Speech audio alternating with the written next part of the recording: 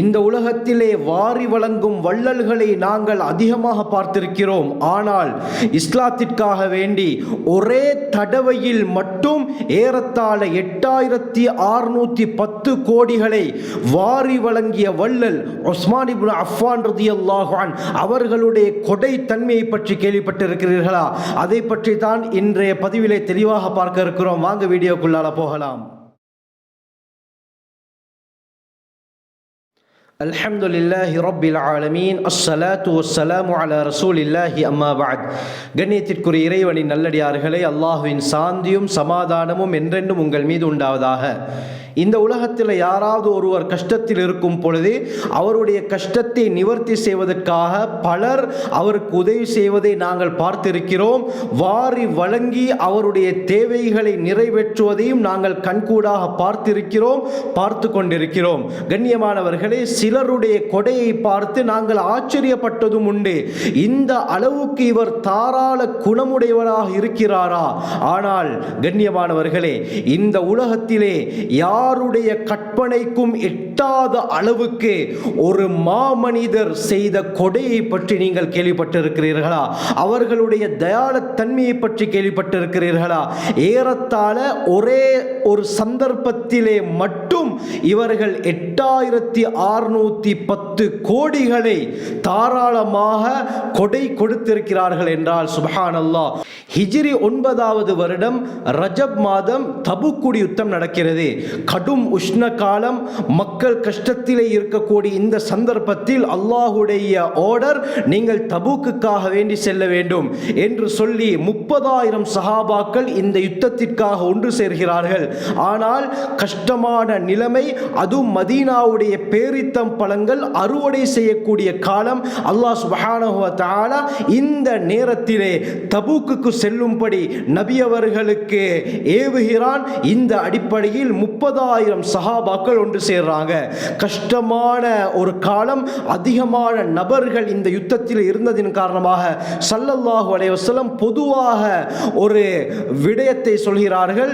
உங்களுக்கு முடியுமான அளவு இந்த யுத்தத்துக்காக வேண்டி உதவி செய்யுங்கள் என்று கூற சஹாபாக்கள் அவர்களுடைய வசதிக்கேற்ப பல விடயங்களை நபி அவர்களிடத்திலே கொண்டு வந்து கொடுக்கிறாங்க. கண்ணியமானவர்களே, ஹஜ்ரத் ஸல்லல்லாஹு அலைஹி வஸல்லம் மதீனாவுடைய மிம்பர் படியிலே அமர்ந்த வண்ணம் இந்த செலவழிக்கக்கூடிய விடயத்தை பற்றி மக்களுக்கு ஆர்வமூட்டுகிறார்கள், ஆசையூட்டுகிறார்கள்.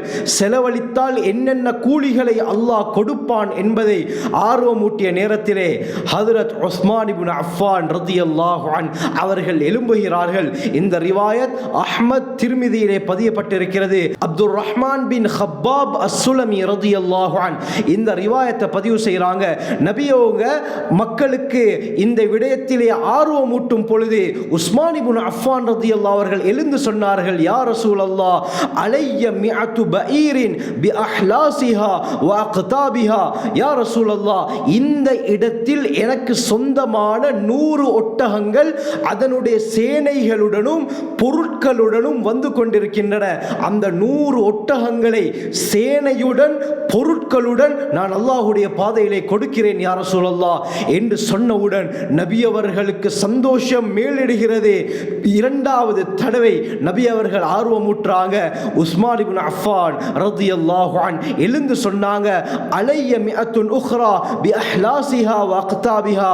யா ரசூலல்லாஹ், அல்லாஹ்வின் தூதரே, இந்த இடத்தில் எனக்கு சொந்தமான இன்னும் 100 ஒட்டகங்கள் சேனையுடன் பொருட்களுடன் வந்து கொண்டிருக்கின்றன, அவைகளையும் நான் அல்லாஹ்வுடைய பாதையிலே கொடுக்கிறேன் என்று சொன்ன நேரத்தில் ஸல்லல்லாஹு அலைஹி வஸல்லம் சந்தோஷம் அடைந்தார்கள். மூன்றாவது தடவை தஹ்ரீத், ஆசையூட்டுகிறார்கள், ஆர்வமூட்டுகிறார்கள். ஹஜ்ரத் உஸ்மான் இப்னு அஃபான் ரலியல்லாஹு அன்ஹு எழுந்து சொன்னார்கள், அலைய மிஅத்துன் உக்ரா பி அஹ்லாசிஹா வ அக்தாபிஹா. அல்லாஹ்வின் தூதரே, இந்த இடத்தில் எனக்கு சொந்தமான இன்னும் 100 ஒட்டகங்கள் சேனையுடன் பொருட்களுடன் வந்து கொண்டிருக்கின்றன. அந்த ஒட்டகங்களையும் பொருட்களுடன் சேர்த்து அல்லாஹ்வுடைய பாதையிலே நான் கொடுக்கிறேன் யா ரசூலல்லாஹ் என்று சொன்ன நேரத்தில் நபி அவர்களுக்கு வந்த சந்தோஷம், நபி அவர்கள் சொன்னார்கள், மா தர்ர உஸ்மான் மா மில பஅத ஹாதா. சுப்ஹானல்லாஹ். இதற்கு பிறகு உஸ்மான், நீங்கள் நஃபிலான சுன்னத்தான எந்த அமல் செய்யாவிட்டாலும் பிரச்சனை கிடையாது என்று ஸல்லல்லாஹு அலைஹி வஸல்லம் சொன்னார்கள். இப்னு அஸாகிர், இமாம் தாரகுத்னி, இமாம் அபு நுஐம், இமாம் இப்னு அதி போன்றவர்கள் தங்களுடைய கிதாபுகளிலே பதிவு செய்கிறார்கள். ஹுதைஃபத் இப்னு யமான் ரலியல்லாஹு அன்ஹு அவங்க அறிவிக்கிறாங்க, ஜெய்ஷுல் உஸ்ரா, தபூக் யுத்தத்துக்கு இன்னொரு பேர் தான் ஜெய்ஷுல் உஸ்ரா, கஷ்டத்துடைய படை என்று பேர். காரணம், அந்த நிலைமை மிகவும் மோசமாக இருந்தது. இதனால் ஜெய்ஷுல் உஸ்ரா என்று சொல்லப்படும். இந்த தபூக் யுத்தம் சந்தர்ப்பத்திலே ரசூலுல்லாஹி ஸல்லல்லாஹு அலைஹி வஸல்லம் உஸ்மான் ரலியல்லாஹு அன்ஹு அவர்களிடத்திலே ஆள் அனுப்புகிறார்கள்.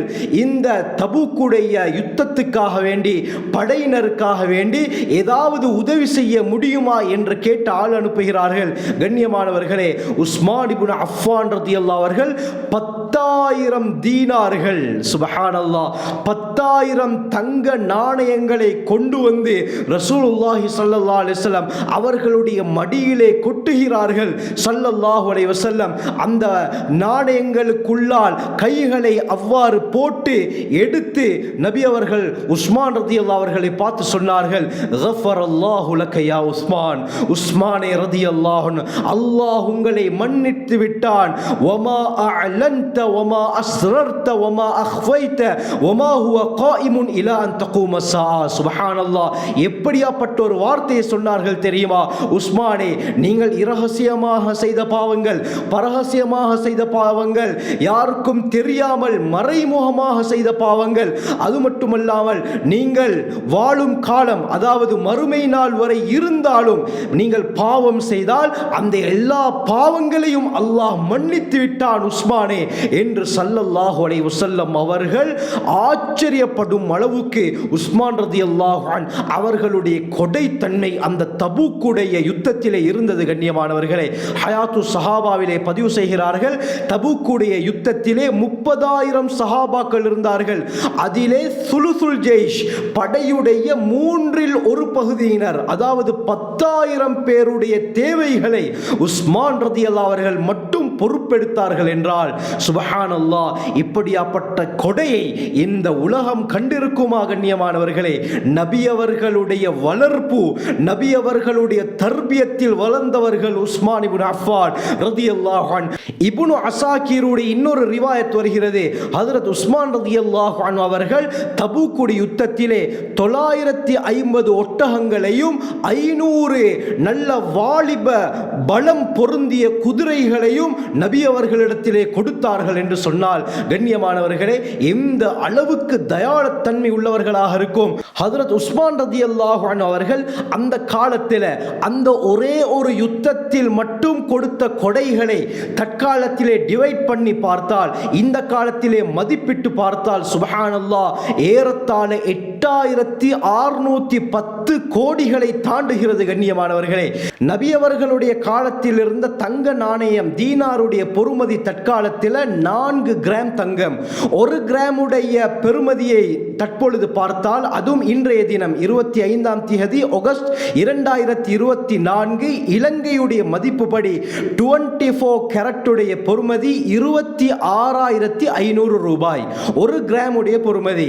அப்ப 4 கிராமுடைய பெறுமதியை பார்த்தால் 1,06,000 ரூபாய் வருகிறது. கண்ணியமானவர்களே, நபி அவர்களுடைய காலத்தில் இருந்த ஒரு தீனாருடைய பொறுமதி தற்காலத்தில் 1,06,000 ரூபாய்.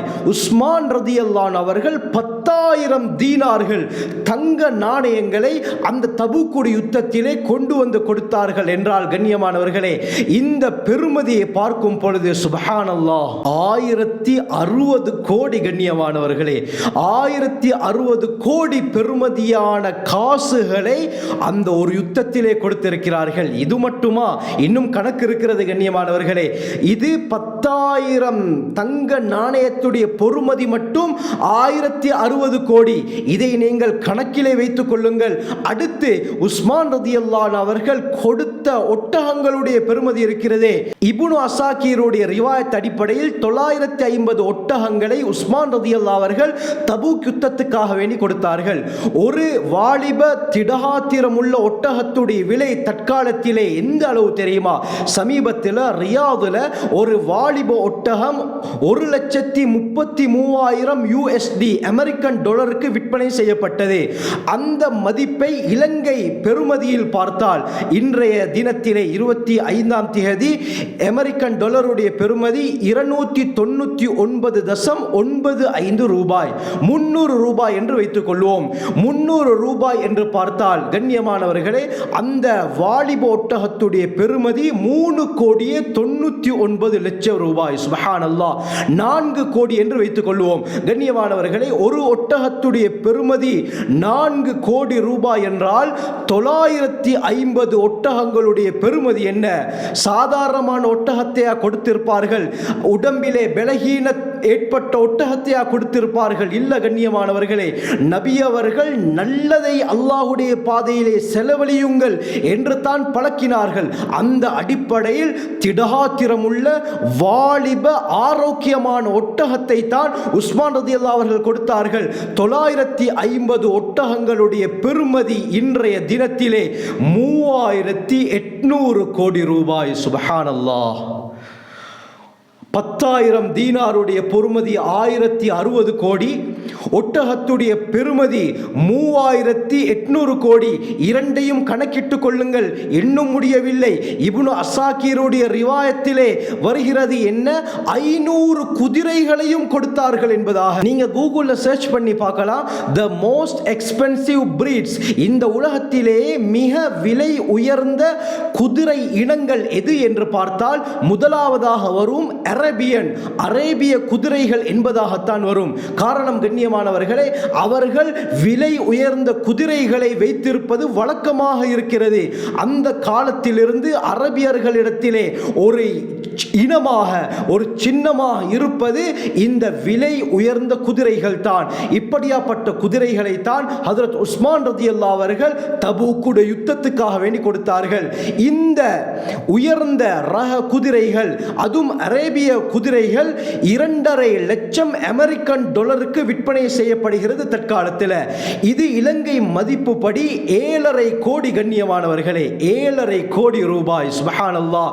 ஒரு ரோல்ஸ் ரைஸ் காருக்கு சமமான அளவுக்கு பெறுமதியானது தான் அரேபியன் குதிரைகள். ஒரு குதிரை 7.5 கோடி என்று சொன்னால் உஸ்மான் ரலியல்லாஹு அவர்கள் 500 குதிரைகளை தபூக்குடைய யுத்தத்துக்காக வேண்டி கொடுத்தார்கள்.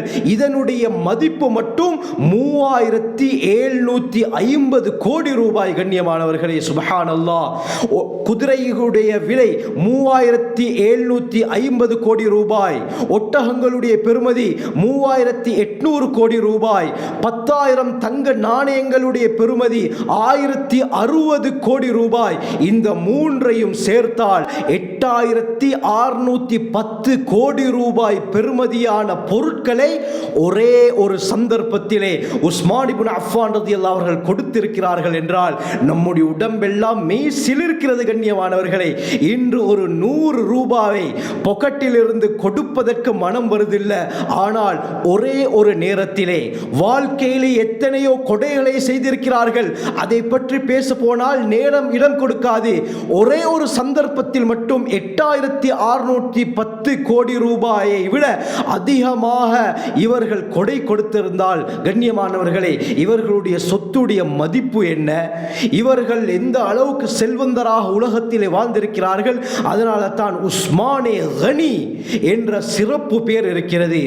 செல்வந்தர் உஸ்மான் என்ற சிறப்பு பேர் இவருக்கு சொல்லப்படுகிறது கண்ணியமானவர்களே.